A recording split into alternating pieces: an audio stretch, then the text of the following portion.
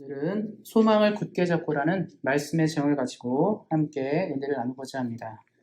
1993년도 이 서해 바다에서 서해 회류가 침몰하는 큰 사건이 있었습니다. 그때 거의 300명에 가까운 사람들이 목숨을 잃었는데 그 당시에 살아남은 사람들이 몇 명 있었습니다. 그때 그 사람들이 살아난 이유는 당시에 이제 낚시를 하러 많은 사람들이 배를 탑승했었는데 당시 이제 낚시를 하기 위해서 아이스박스를 많이 가져갔던 것 같습니다. 그래서 아이스박스가 이제 물가에 이제 바닷가에 놓이게 되면서 그 아이스박스를 붙잡은 사람들은 목숨을 건진 경우들이 있었습니다. 그 당시 그 사람들이 이제 바닷가에 외롭게 있었을 때 둥둥 떠다니는 그 아이스박스가 소망의 닷줄 같은, 소망의 젖줄 같은 귀중한 것들이었습니다. 어쩌면 우리도 이 세상을 살아가는데요. 아이스박스 같이 붙잡고 싶은 것들이 있을 때가 있습니다. 살아남기 위해서 살고 싶기 때문에 우리에게 필요한 은혜들이 있습니다. 그런데 그러한 것들이 우리가 추구하는 것들, 생각하는 것들, 우리가 바라고 원하는 것들과 다를 때가 많이 있습니다. 그래서 이 세상을 살아가기 위해서 돈을 잡기 위해서 애썼는데 그 돈이 좋은 대답을 주지 못할 때가 있습니다. 또 이 세상을 살기 위해서 힘과 권력을 누리는 것이 옳다 하여서 그것에 최선을 다했는데 그것이 답을 주지 못할 때가 있습니다. 건강하게 사는 삶이 최고라 생각해서 거기에 모든 것을 투자하고 살았는데 그것도 답이 되지 못할 때가 있습니다. 우리가 이 세상을 살아간다는 것은 뭔가 둥둥 떠다니는 소망을 붙잡게 살아가는 것인데 세상에 많은 것들이 헛된 것이고 단지 잠시를 피할 수 있는 것밖에 되지 못한다는 것을 기억하셔야 합니다. 그래서 오늘 말씀을 통해서 우리가 진짜로 붙잡아야 될 소망은 무엇인가, 우리가 굳건하게 붙잡고 나아갈 소망은 무엇인지를 살펴보기를 소망합니다. 그리고 우리 예수님을 믿기 때문에 또 예수님을 믿는 사람은 소망의 근간이시고 소망의 모든 것인 예수님을 붙잡는 것이라 생각합니다. 그래서 말씀을 통해서 우리가 예수님을 붙잡는 소망들을 만나시기를 하나님의 은혜로 능력으로 함께 하시기를 예수님의 이름으로 축원드립니다. 우리가 몇 가지 좀 살펴봤으면 좋겠는데요. 왜 우리는 예수를 붙잡아야 될까? 왜냐하면 우리가 왜 많은 사람들이 그러잖아요. 교회에서도 그렇고 신앙생활 할 때 예수를 잘 믿어야 된다, 뭐 교회를 잘 다녀야 된다, 신앙생활하는데 하나님을 붙잡고 가야 된다 이런 말 굉장히 많이 하잖아요. 그럼 왜 우리가 예수를 꼭 붙잡고 가야 되는지를 좀 살펴봤으면 좋겠습니다. 첫 번째로 봐야 될 것은 예수 그리스도의 보혈 때문입니다. 우리가 말씀해 보면 19, 20절에 그러므로 형제들아 우리가 예수의 피를 힘입어 성소에 들어갈 담력을 얻었나니 라고 얘기하고 있습니다. 그리고 20절 말씀에 이것은 새로운 살 길이요 라고 얘기하고 있습니다. 예수의 보혈은 무엇을 상징하냐면 많은 사람들이 이 땅을 살 때 길을 원해요. 행복해지는 길을 원하고 뭔가 영원한 길을 원하고 부유해지고 잘 되는 길들을 원합니다. 그래서 길을 잘 따라가는 것은 매우 중요하게 됩니다. 요즘에 이제 저희 집 앞이 공사를 하고 있어가지고 이제 한쪽 길을 부시고 새로 아스팔트를 까고 또 옆에도 부시고 뭐 이렇게 하고 있습니다. 그런데 그 멀리서부터 신호를 하나 붙여놔요. 컨스트럭션 마크를 붙여놓는 거죠. 길이 하나가 없어집니다. 그러니까 미리 알고 그 길을 따라가라고 미리 이제 마크를 붙여놓습니다. 근데 많은 사람들이 이제 우리가 이제 그 동네 사는 사람, 저처럼 그 동네 사는 사람들은 그 길 어디가 막히는지를 알기 때문에 처음부터 길을 잘 따라가요. 지금 제가 이제 1차선을 타야 되는지 2차선을 타야 되는지는 저는 압니다. 근데 처음 오는 사람들은 길을 모르기 때문에 어디를 타야 될지 모르고 잘못 들어갔다가 끼어들기가 힘들어서 시간이 많이 지체되는 것을 볼 수 있습니다. 예수님을 믿는다는 건 무엇이냐면 빠른 길을 선택하는 것이고 안전한 길을 선택하는 것이고 우리를 만족하는 길을 선택하는 것입니다. 그런데 그 길을 가기 위해서 필요한 것은 예수님의 보혈입니다. 왜냐하면 하나님을 믿는다는 것은 우리가 어떻게 살아야 되고 어떤 길을 가야 될지를 가장 잘 설명해 주는 것이기 때문에 그렇습니다. 마크 트웨인의 소설이 있는데요. 아마 다 한번 읽어보시거나 들어보신 적은 있을 것입니다. 왕자와 거지 이야기 아시죠? 에드워드 왕자와 톰이라는 거지가 있었는데 둘이 똑같이 생겼어요. 그래서 궁정에서 궁궐에 살던 왕궁에 살던 에드워드는 바깥 세상이 궁금했습니다. 그런데 나갈 수가 없는 거잖아요. 쉽게 왕자가 밖으로 나갈 수 없기 때문에 고민을 많이 했었는데 마침 자기랑 비슷하게 생긴 이 톰이라는 거지를 만나게 되고 발견하게 된 거죠. 그래서 둘이 옷을 바꿔 입습니다. 그래서 톰은 이제 궁궐에 살게 되고 에드워드는 이제 궁궐 밖으로 나가서 거지 옷을 입고 세상에 나가서 살게 되었습니다. 근데 이제 그 얘기를 뭐 다 설명할 수는 없는데 재미있는 장면 한 가지가 있었어요. 그 왕궁에 이제 옥새가 하나 있었거든요. 왕자들이 갖고 있는 옥새가 있었는데 그 옥새가 있었는데 그것을 찾지를 못하고 있었습니다. 근데 톰은 그 옥새를 가지고 뭘 했냐면 호두를 깨고 먹었어요. 왜냐하면 이제 이게 뭔 용도를 모르니까 자기가 밖에서 거지로 살았기 때문에 옥새의 가치를 모르는 거죠. 궁궐에 사는 사람들은 옥새가 얼마나 중요한지를 알지만 밖에 있는 사람들이 뭘 알겠습니까? 본 적도 없을 텐데요. 그러니까 얘는 이제 튼튼하고 괜찮은 거라 생각해서 호두를 깨는 데 사용했습니다. 그러니까 그 옥새의 가치가 형편없어지는 거죠. 원래 이건 굉장히 왕권을 상징하는 것이고 자기가 얼마나 귀중하고 가치 있는 존재인지를 설명하는 것인데 톰은 그것을 몰랐습니다. 그리고 에드워드는 알겠죠. 나중에 이제 에드워드가 그 옥새를 발견하고 복권되고 그런 내용이 나오는데 제가 왜 말씀을 드리냐면 우리 인생이 하나님의 손에 들렸을 때는 가치 있는 인생이 돼요. 옥새와 같이 가치 있는 인생이 되는 것입니다. 그런데 우리 인생이 세상에 붙들리거나 사탄에 붙들리게 되면 가치가 없는 인생이 됩니다. 그래서 그것이 옥새를 가지고 해야 될 일이 뭐예요? 중요한 거에 도장 찍고 내가 왕권을 상징하는 데 쓰는 옥새가 겨우 호두를 깨는 데 사용하고 있다는 것이죠. 자신의 가치를 잃어버리는 것입니다. 그래서 제가 왜 이 설명을 드리냐면 인간이 죄를 짓고 하나님께 멀어졌을 때 우리는 우리의 가치를 상실했습니다. 그래서 성경의 창세기를 보면 에덴 동산이 있었잖아요. 거기서 마음껏 누리고 즐기고 행복하게 인간은 살 수 있었는데 우리가 하나님께 범죄함으로 우리는 에덴으로부터 추방당하게 되었습니다. 에덴에서부터 추방된 인생은 그 다음부터 고생하기 시작했어요. 먹고 사는 문제를 고민해야 되고 삶을 이어가는 문제를 고민해야 되고 건강하게 살 수 있는 것, 몸의 육체의 질병에 대해 고민해야 되고 살아남거나 우리가 뭔가를 이뤄가는 것에 고통을 겪게 되는 것을 만나게 되었습니다. 그래서 에덴을 쫓겨났다는 것은 우리 스스로가 우리의 가치를 상실하게 되는 일들이 되었어요. 그래서 우리 한 명 한 명의 삶이 귀중하고 아름다운데 에덴으로 나가는 순간 우리는 아무것도 하지 못하게 되었다는 것을 말합니다. 그래서 우리는 다시 돌아가고 싶었어요. 다시 하나님께로 돌아가고 싶었는데 왜냐하면 하나님께 다시 가야지 우리의 가치가 인정받는 거잖아요. 우리가 아주 소중하고 괜찮은 사람들인데 우리가 스스로 존재하다 보니까 인정을 받지 못하는 거예요. 어떻습니까? 우리 사랑하는 성도님들이 주님 앞에 나올 때는 예수님께서 누구누구야 사랑한다, 내가 너를 소중하게 여긴다, 내가 너를 얼마나 아낀다 이런 말을 하시지만 우리가 사람들한테 그 말을 얼마나 많이 듣습니까? 거의 못 들어요. 사람들은 우리 이렇게 생각하지 않습니다. 우리의 인생을 사람들은 가치 있게 생각하지 않아요. 내 인생이 얼마나 소중한 가치인지를 말하지 않습니다. 그런데 하나님과 예수님은 늘 가치 있다 말씀해 주세요. 우리 인생이 소중하다 말해주고 우리 한 명 한 명이 얼마나 사랑스러운지를 말씀하고 계십니다. 그래서 우리는 그 말이 너무 듣고 싶어서 하나님께로 가고 싶은 거예요. 하나님께로 돌아가고 싶은데 길들이 보이지 않는 것이죠. 그래서 어떤 사람들은 종교를 만들었습니다. 내가 태양을 섬기면 그 태양이 나에게 만족을 줄 거라 생각해서 그 태양이 하나님이겠거니 해서 태양을 섬겼어요. 근데 태양이 응답하지 않습니다. 어떤 사람은 독수리나 호랑이 같이 멋있는 동물들을 섬겼는데 그것도 대답하지 않아요. 그럼 많은 사람들이 자기가 뭔가를 만들기 애쓰고 애썼는데 그것들은 대답하지 않습니다. 그래서 현자들이 있죠. 소크라테스, 석가본 이런 현자들이 있는데 현자들이 철학을 얘기해요. 이렇게 살면 너가 하나님을 만나는 거와 다름없다. 인생이 그렇다고 말하지만 그럼에도 불구하고 우리는 고통을 느낍니다. 석가모니도 그렇게 얘기하잖아요. 인생이 고통이다. 인생을 산다는 것이 고생이라고 얘기하잖아요. 그러니까 계속적으로 많은 사람들이 좋은 대답을 내고 종교를 얘기하지만 우리는 그 따뜻한 품으로 돌아갈 수 없었습니다. 그런데 성경에 나온 것처럼 10절 말씀에 나온 것처럼 우리가 예수의 피를 힘입어 성소에 들어갈 담력을 얻었다. 하나님이 우리를 너무나 불쌍하게 여기시고 안타깝게 여기셔서 자신의 아들을 보내기로 결정했어요. 그래서 인간이 하나님을 만날 수 있는 길들을 여셨습니다. 그러니까 우리가 지금 하나님을 만나고 예수님을 만나는 것은 하나님이 아들을 이 땅에 보내시고 그를 십자가의 보혈로 우리의 모든 것을 해결하셨기 때문에 우리가 예수를 만나는 것입니다. 사도행전 4장 12절에 베드로가 많은 사람들 앞에서 고백하는 것이 있어요. 다른 이름으로는, 다른 것으로는 구원을 얻을 수 없나니 천하 만민에게 구원을 받을 만한 이름을 주신 적이 없다라고 말합니다. 하나님은 이 천하 만민 모든 사람에게 구원을 줄 만한 다른 것들을 주지 않았다는 거예요. 황금도 아니고요, 권력과 권세도 아니고, 생명도 아니고, 다른 종교도 아니고, 다른 철학도 아니라고 얘기합니다. 오직 한 가지 이름, 예수 그리스도. 예수를 통하여 우리는 하나님께로 갑니다. 나를 사랑해 주시고, 나를 보듬어 주시고, 나를 안아주시는 그 위대한 하나님 앞에로 나갈 수 있는 유일한 길인 것이죠. 그것이 소망의 첫 출발입니다.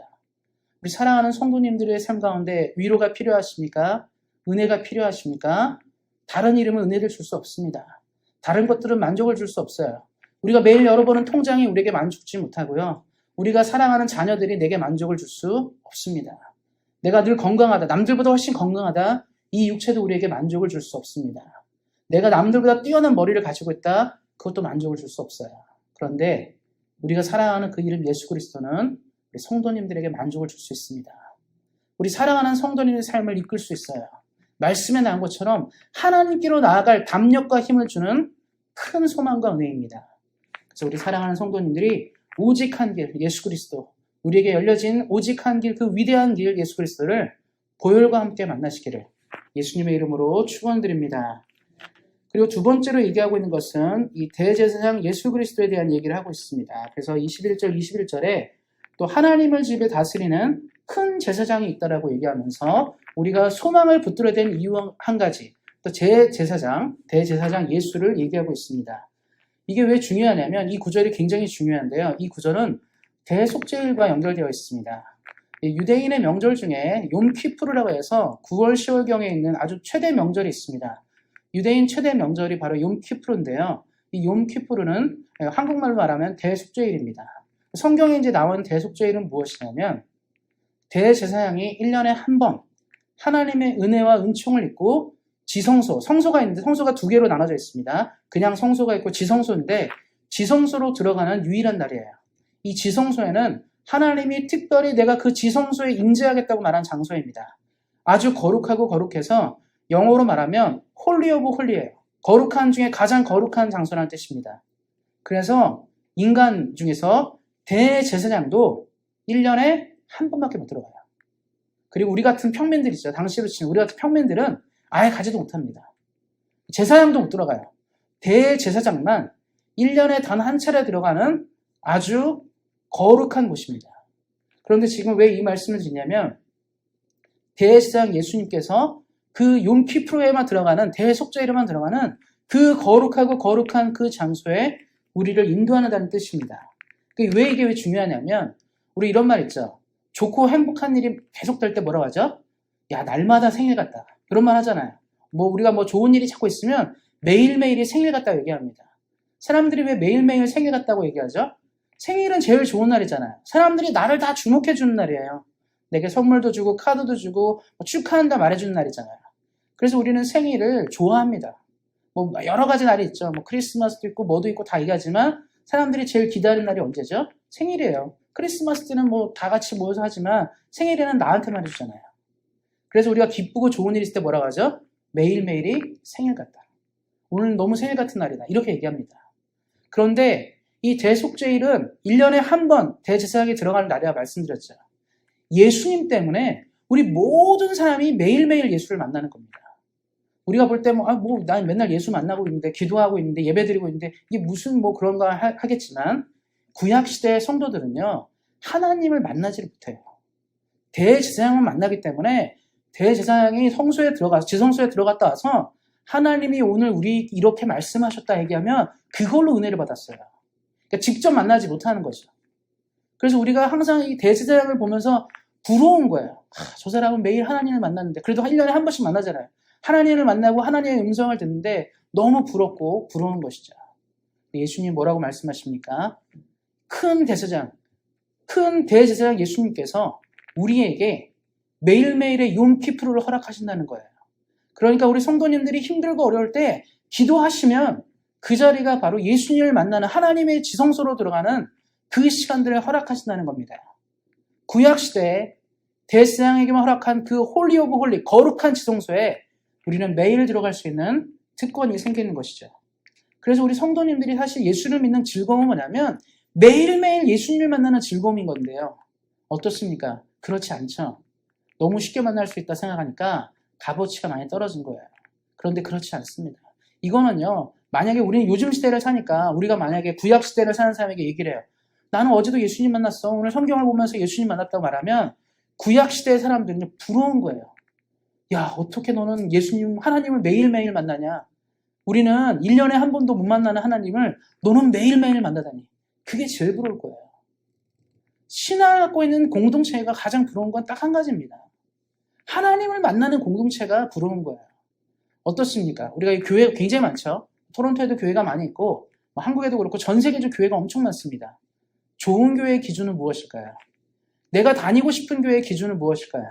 우리가 만족하는 교회가 기준이 무엇일까요?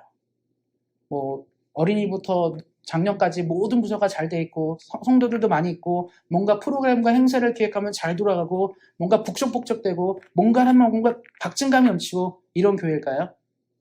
그런 교회 아닙니다. 그런 다른 종교에도 그런 게 있어요. 불교도 북적북적할 수 있고요. 이슬람교도 북적북적할 수 있고 힌두교나 세상에 존재하는 모든 조직이 그래요. 우리 성도님들 교회 말고도 다른 조직 많이 계시죠? 친목회라든가 동창회라든가 이런 모임 있잖아요. 즐거워요. 만나면 행복하고 같이 막 먹고 마시고 즐기는데요. 재밌어요. 교회가 빛날 수 있는 건 딱 한 가지입니다. 가장 좋은 교회는 어디냐? 그 교회가 예수를 만나는 교회예요. 그 교회 성도님들이 예수를 만나야 돼요. 야, 온세학교회 성도님들은 하나님을 만나는 교회구나. 야, 이 토론토에 그런 교회가 별로 없는데 이 교회 사람들은 하나님을 만난다. 그거 같은 큰 은혜가 어디 있겠습니까? 야, 그 교회는 매일매일 욤키프로가 일어나는 교회. 하나님을 늘 만나는 그런 교회. 그런 교회가 좋은 교회인 겁니다. 근데 점점 시대가 어떻게 되죠? 물질화되고 황금만능주의 이런 게 되니까 자꾸 교회를 보는 척도도 그렇게 봐요.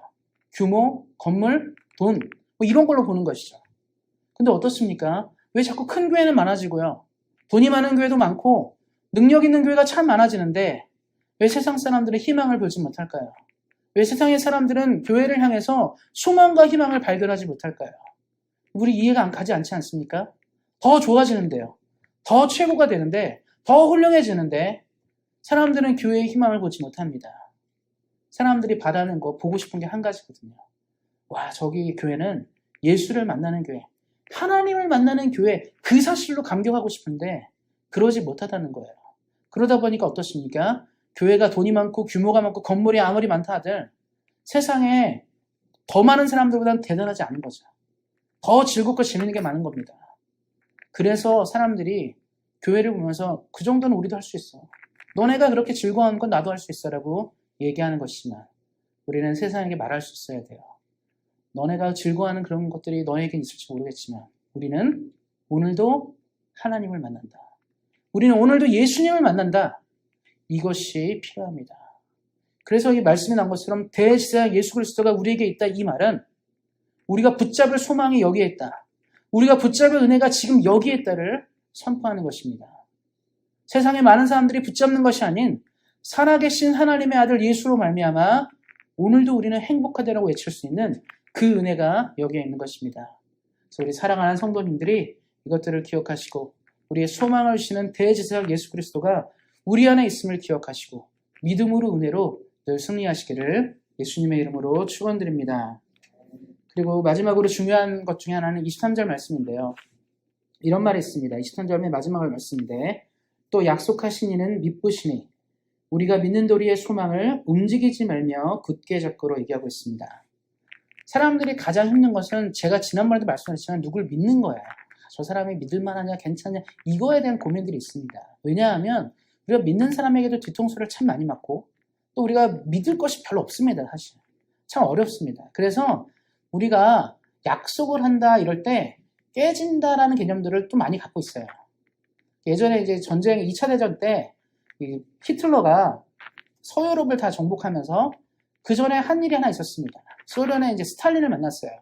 스탈린을 만나서 뭐를 얘기했냐면 독소 불가침 조약인데 독일과 소련은 2차 대전 때 절대로 서로를 침범하지 않는다라고 약속했습니다. 이것이 당시 시대에 큰 화제가 되었어요. 스탈린과 히틀러가 조약을 맺었다는 사실이 믿겨지지 않는 뉴스였습니다. 그래서 당시 많은 외신들이나 뉴스들이 뭐라고 얘기하냐면 이거는 금방 깨질 거 아닌가? 이거는 이루어지지 않을 약속 아니야? 이렇게 생각했는데 어쨌든 간에 놀랐습니다. 왜냐하면 독일과 소련이 약속을 맺었기 때문에 독소 불가침 조약 때문에 처음에 독일이 승승장구를 한 게 된 거예요. 그런데 이제 나중에 히틀러의 생각은 원래부터 스탈린이랑 손을 잡을 생각이 없었습니다. 약속은 하지만 깨질 수 있다고 생각한 것이죠. 그래서 이 히틀러가 이제 스탈린과 약속을 깨고 소련을 침공하게 되면서 2차 대전이 이제 변화를 맞게 된 것입니다. 제가 왜 이 말씀드리냐면 나라와 나라의 약속은 굉장히 중요해요. 개인과 개인 약속보다 훨씬 더 중요합니다. 국가의 운명과 명운을 결정하는 중대한 사이기 때문에 국가끼리 어떤 약속과 조약을 체결한다는 것은 굉장히 중요합니다. 지금도 한국 사람들이 이제 얘기하는 게 뭐냐면 저희가 일제시대 직전에 1910년도쯤에 을사늑약이 체결됐거든요. 근데 을사조약 체결되면서 지금 얘기한 한 가지가 뭐냐면 고종이 옥새를 찍었냐 안 찍었냐 문제예요. 다른 말 하면 우리가 너네랑 약속을 제대로 했냐 안 했냐를 지금도 얘기합니다. 사실 뭐 지금 뭐 의미가 있겠습니까? 우리는 독립했고 일본과 계속 경쟁하면서 잘 살고 있기 때문에 큰 의미가 없는데 사람들은 그거 굉장히 궁금해요. 우리가 도장을 찍었냐 안 찍었냐. 왜냐하면 국가 간의 약속은 그렇게 중요합니다. 지금 거의 100년이 지났지만 여전히 우리는 물어봐요. 그때 진짜 했냐 안 했냐. 이런 거거든요. 나라와 나라의 약속 얼마나 중요합니까? 최근에 이제 미국이 아프가니스탄을 철수했는데 분명히 또 어떤 약속이 있었겠죠. 탈레반 정부랑도 뭔가를 얘기했을 것이고. 전 세계 모든 것들이 약속입니다. 요즘에 또 기후 문제 때문에 기후 협약 얘기하잖아요. 그래서 사람들이 정상들이 모여서 뭐 탄소를 줄여야 된다 뭐 이런 얘기 막 하잖아요. 이산화탄소 줄여야 되고 뭐 하고 막 얘기하잖아요. 굉장히 중요합니다. 이 약속 굉장히 중요하죠. 또 어떻습니까? 회사들끼리도 그렇죠. 기업들도 굉장히 약속이 중요하고 개인들도 그래요. 그런데 사람들은 한 가지를 기억합니다. 약속은 체결할 수 있지만 그 약속은 깨질 수 있다고 생각합니다. 수많은 약속들이 그랬어요. 우리는 절대 이 약속을 지킬 거야 말하지만 깨진 것들이 얼마나 많이 있습니까? 그래서 사람들은 기본적으로 약속이란 말을 신뢰하지 않습니다. 잘 신뢰하지 않아요. 약속했다. 꼬맹이들은 많이 하죠. 손가락 걸고 도장 찍고 이러잖아요. 어떻습니까? 효력이 없지만 그럼 그 약속이 중요한데 지켜달라는 거예요. 그런데 잘 안 지켜집니다. 굉장히 어려운 거죠. 그래서 우리는 약속을 할 때 뭘 원하냐면 보증을 원해요. 어떤 약속을 체결할 때 보증이 있으면 약속이 체결될 수 있다고 생각합니다. 그래서 우리가 쉽게 약속을 체결하고 보증을 거는 경우들이 어디냐면 전당포 아시죠? 전당포예요. 내가 지금 돈이 필요합니다. 한 30만 원이 필요한데 내가 마침 한 50만 원짜리 카메라 갖고 있어요. 그럼 전당포를 찾아가서 카메라를 맡깁니다. 이거 50만 원짜리 가치 있는 거 당신도 아시죠? 그러니까 저 30만 원을 빌려주세요. 빌려줍니까? 빌려주죠. 왜냐하면 50만 원의 가치를 주었기 때문에 30만 원 내줄 수 있어요. 만약에 이 사람이 30만 원 안 갚으면 50만 원짜리 카메라 내가 가지면 됩니다. 그러니까 전당포는 그래서 철저하게 담보를 기준으로 뭔가 약속을 체결해요. 그러니까 운영이 되는 거예요. 만약에 그런 약속 없이 그냥 전당포에 가서 내가 꼭 갚을 테니까 20만 원만 주세요. 그냥 종이로 써서가지고 차용증 20만 원 주고 돈 20만 원 받아올 수 있습니까? 못 받아와요. 내가 당신을 어떻게 믿어? 내가 당신을 뭘 주고 믿을까? 이렇게 생각하는 거죠. 그래서 뭘 주죠? 물건을 가져와야 돼요. 물건을 가져오면 그걸로 계약하는 겁니다. 국가와 국가의 계약에서 가장 중요한 건 뭐냐면 내가 지금 이거 줄 테니까 너도 이거 줘. 이거예요. 이런 식으로 계약할 때는 계약이 잘 성사가 되고 움직이는 것입니다. 그래서 우리는 기본적으로 담보물이 필요한 거죠. 근데 하나님이 인간과 계약할 때 인간이 똑같이 얘기했어요. 내가 뭘 믿고 당신을 믿습니까? 내가 하나님을 어떻게 믿습니까? 우리도 담보가 필요해요. 하나님 자꾸 자기 믿으라는데 내가 뭘 갖고 하나님 믿습니까? 하나님께 우리 인간이 얘기한 거예요. 담보물을 달라고 얘기한 거예요. 하나님 뭐라고 말씀하셨습니까? 아들을 줄게. 내가 너를 얼마나 사랑하고 내가 너를 얼마나 좋아하고 내가 얼마나 너에게 은혜와 능력과 귀중한 것을 베풀기 원하는지 내 담보물을 줄게. 근데 그 담보물이 그 아들 예수였어요. 예수님의 십자가에 달려 돌아가실 때 누가 가장 가슴이 아팠겠습니까? 예수님의 제자들? 예수님을 사랑했던 사람? 아닙니다. 하나님이에요. 내가 인간과 약속을 지키기 위해서 자신의 담보를 가장 센 담보, 아들을 맡겼습니다. 그리고 아들이 죽는 가운데 있는 것을 허락하신 것이죠. 우리 사랑하는 성도님들이 왜 예수님을 믿고 하나님을 믿을 수 있는 이유는 뭐냐면 바로 하나님이 최고의 담보를 가지고 우리에게 주셨기 때문입니다. 말씀대로 뭐라고 얘기했습니까? 약속하신 이는 미쁘시니. 이 미쁘다는 말은 신실하다는 뜻이에요. 아주 충성된다는 뜻입니다. 우리와 어떤 약속을 체결하는 하나님은 아주 신실하신 분이고 신실하신 분으로서 그 약속을 반드시 지키는 분이라고 성경은 얘기하고 있습니다. 그러니까 우리가 예수님을 붙잡고 사세요. 하나님을 붙잡고 사셔야 됩니다. 예수님만이 소망이고 하나님만이 소망이고 그 소망을 붙잡고 사셔야 한다고 말할 때 우리가 예수를 믿으면 돈이 생깁니다. 예수님을 믿으면 건강해집니다. 예수님을 믿으면 뭐가 좋아져. 이런 게 아니에요. 뭘 얘기하는 겁니까? 예수님을 붙잡으면 우리가 하나님 안에 갈 수 있고 하나님의 은총과 평화를 누릴 수 있고 무엇보다 하나님 자신이 아들을 바쳐서까지 우리의 관계를 위해 최선을 다했다는 그것들을 만나기 때문입니다. 사실 이 히브리서가 쓰여질 당시에는요. 너무 힘든 시기였어요. 히브리서 전반적인 내용들이 왜 자꾸 이런 얘기를 쓰고 있냐면 너무 잡아 죽이는 거예요. 로마에서 자꾸 예수를 믿고 신앙을 가는 사실로 기독교인을 못 잡아서 안달입니다. 그러니까 우리로 치면 요즘으로 치면 경찰을 투입하고 군대를 투입해서 계속적으로 찾아다녔어요. 지금 어느 지역에서 예수님을 믿는 사람들이 모여서 집회를 한다, 모임을 한다, 가정집을 털기 위해 했었고요. 걸리는 족족 죽이려고 했습니다. 그러다 보니까 사람들이 내가 이렇게까지 해서 예수 믿어야 돼? 목숨이 왔다 갔다 하는데 내가 이렇게까지 해서 하나님 믿어야 될까? 내가 하나님을 이렇게까지 해서 믿어야 되는 이유가 뭘까? 이 질문을 했던 것 같아요. 그럼 어떤 일이 생기죠? 우리 말하는 교회를 떠나는 거예요. 야, 내가 굳이 이렇게까지 교회를 다녀야 돼? 이런 식까지 해서 교회 다닐 필요 있나? 해서 한두 명씩 교회를 다니지 않기 시작했습니다. 그래서 히브리서 기자가 쓴 거예요. 우리에게 오신 예수님, 우리에게 하나님이 주신 이 소망은 우리가 가볍게 생각할 문제가 아니다. 지금 우리가 고통하고 어렵고 힘겨운 이 상황을 소망으로 역전시키고 뚫고 나가게 하실 하나님의 가장 큰 선물이고 은혜라는 것을 강조한 것입니다. 우리 사랑하는 성도님들이 이 땅을 사실 때 그래서 기억하실 한 가지가 있어요. 이 소망이 우리에게 있어야 되는 거죠. 이 소망을 우리가 굳게 잡고 가야 된다는 것입니다. 그러면 우리는 이 소망을 어떻게 쉽게 만나고 굳건하게 갈 수 있을까요? 사실은 성경이 얘기하는 건 뭐냐면 소망이 뭔지 알아야 되지 않겠습니까? 예수님이 가치가 있다고 말해요. 예수님이 소중하다고 말하는데 그러면 그 예수님이 어떤 분인지는 알아야 되잖아요. 그냥 옆에 사람들이 얘기해줘. 예수님 좋은 사람이야. 좋은 분이. 이거는 부족합니다. 그것이 만약에 가장 중대한 가치가 있다면 우리는 찾아봐요. 우리가 신문 요즘에 신문을 보시면 신문에 여러 면이 있죠.